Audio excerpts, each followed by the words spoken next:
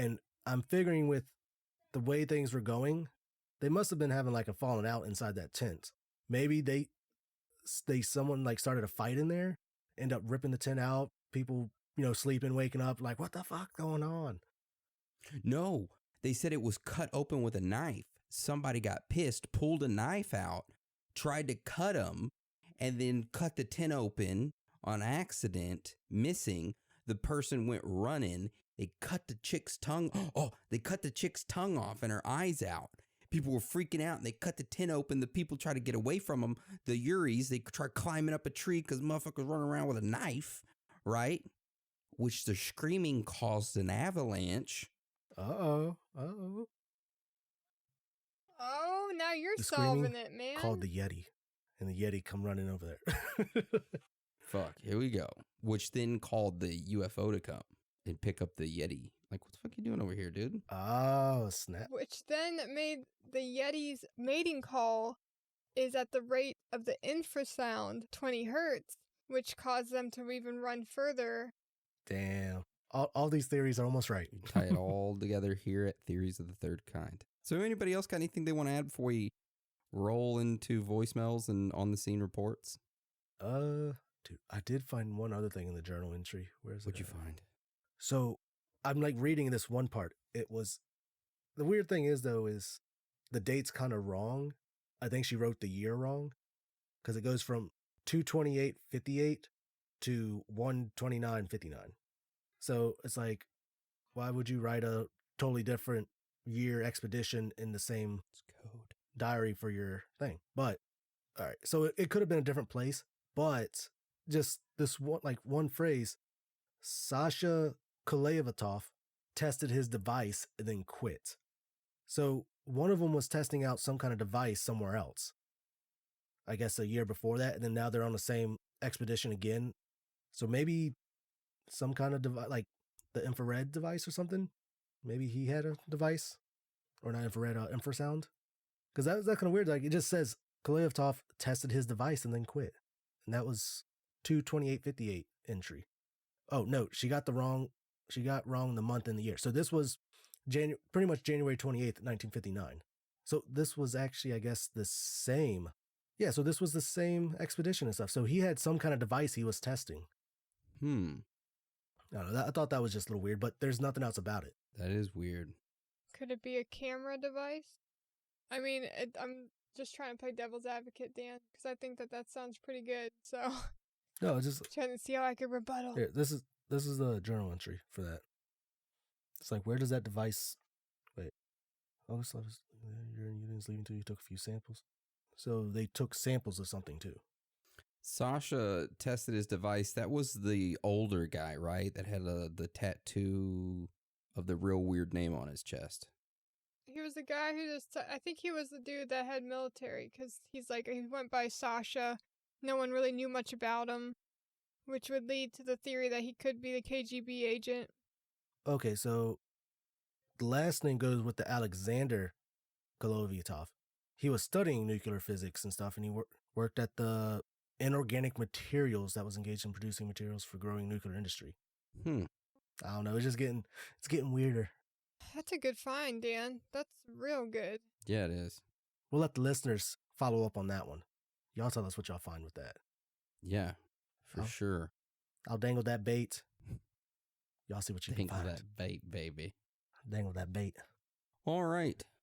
Well, any of y'all got anything you want to add? I think I added way too much.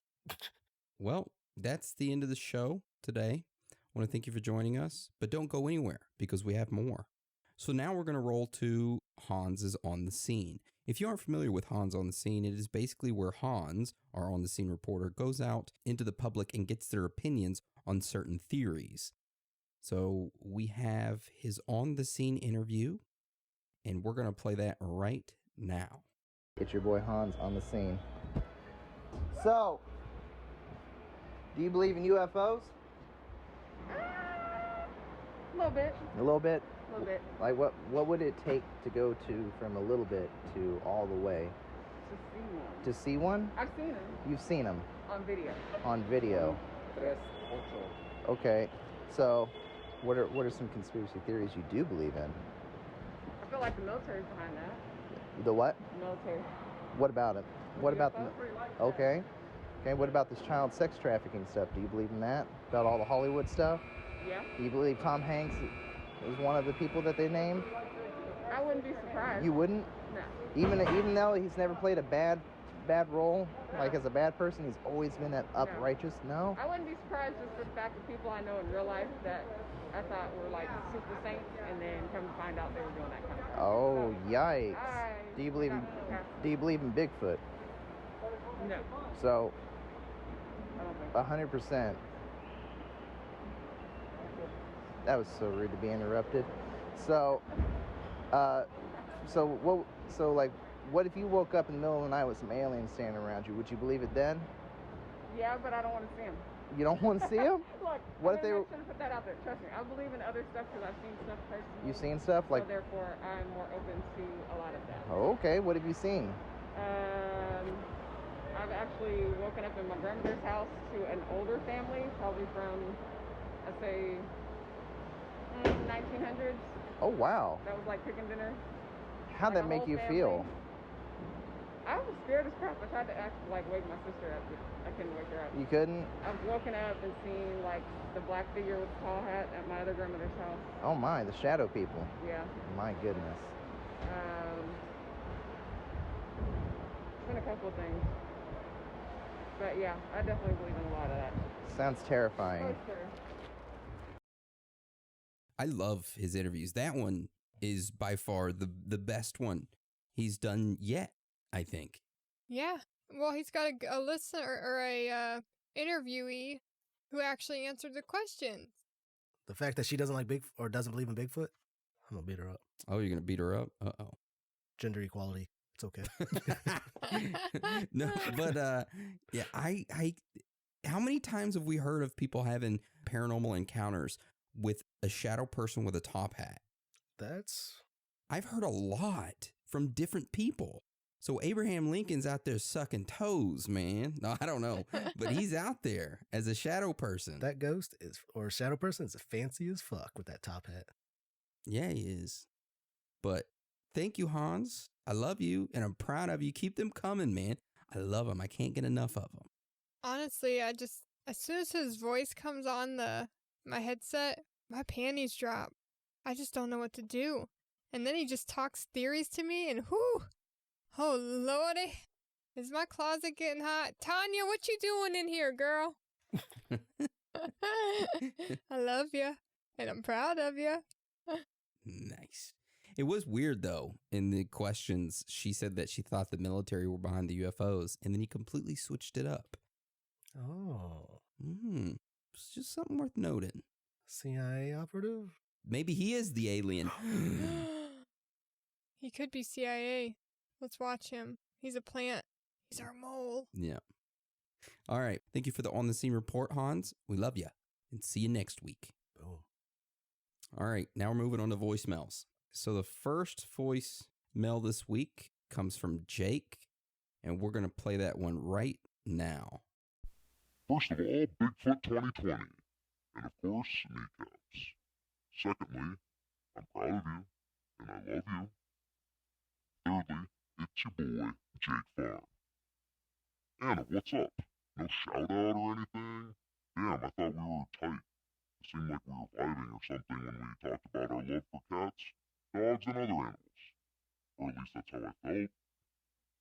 People need to know how much we have in common with our fur babies. And don't get me started on State Farm ads. I can't get away from them.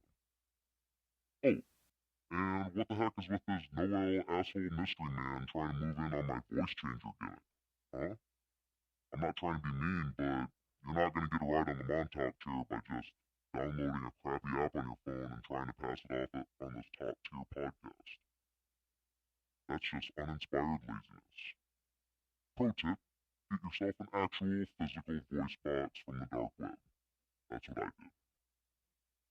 Try to be more like Hans and you'll go far in the Threeper community, kid.